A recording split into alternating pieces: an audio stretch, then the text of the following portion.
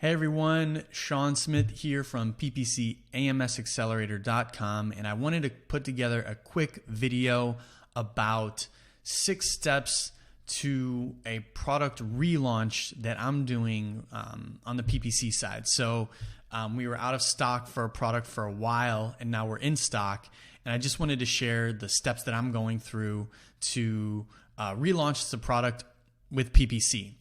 And as you can see, I have a very fancy presentation in front of me. I'm joking, man. It's just literally a notes document with 6 steps. Just scrappy, get it out the door, right? But before we hop in and I go over these steps, if you could do me just one little favor, hit the like button. Hit the like button if you don't mind. Really helps me, helps my visibility for my YouTube videos. So I appreciate it. So basically what happened was we were out of stock. This is nothing new to anyone because with COVID and with all the supply chain issues, there are tons of boats sitting on the ports of Los Angeles and California, tons of boats just sitting there with inventory that Amazon sellers can't get access to. And so a ton of people are out of stock. And I just feel so bad for people who are having these issues because I know how much stress and anxiety it brings on you because you're not able to hit your goals financially. Plus, you might be using that money to buy gifts for your friends and family, and the holidays are here. So, with gifts, it just increases the amount of financial stress you have. So I feel so much compassion for everybody who's dealing with it. But let's go through the 6 steps I'm doing with a product relaunch now that we're back in stock. Step number 1, I'm tripling daily spend to get the organic rank back. So I was like, I wanted to be aggressive as all get out. So I was like, let's triple our daily spend. And we want to triple it because we were out of stock for a while. And so I want to get our organic rank as fast as possible. Plus, we've got Black Friday, Cyber Monday coming up, and I want to make sure we have strong organic positioning for those days. Step number 2, review the last 2 to 3 months spend and create a monthly average to set as a benchmark.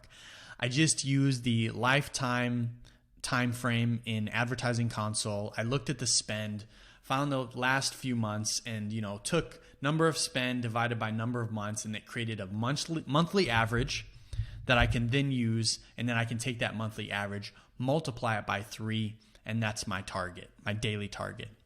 Step 3 was set a target ACOS. So, I said, let's set the target ACOS to 100% because we're going to treat this like a relaunch. We want to treat this like a relaunch. So our target's 100%, just like we were launching the product. That's the target ACOS that I'm going to have for at least the first week, maybe even a couple weeks, because I want us to get as much visibility and traction as possible. And you always have to remember that just because you're not converting for sales doesn't mean you're not getting more visibility for your product. And, if you had this product for a while, you most likely have really well optimized campaigns. And so, you have to make the assumption that the majority of the keywords you're bidding are relevant to your product. So just because it's not converting now doesn't mean it won't convert in the future, because the reason your ACOS is high now on relaunches is because you don't have any sales. When you were out of stock, what happens? You don't have any sales history and you don't have any conversion rate history. And those two are very important when it comes to ranking for keywords organically. So since you were out of stock and that time frame is 0, then when you come back in stock, everything just costs more to get your positioning back, because you need to get your sales. You need to start generating sales history and conversion rate history again. So that's why it's usually more expensive in the beginning. Step 4, increase bids by 50%. It's pretty aggressive. I increased ad group bids, keyword bids, and product targeting bids by 50%. I wanted to go all out. Step 5, sorry, I doubled up on here. Watch spend daily until I hit my target. That's it.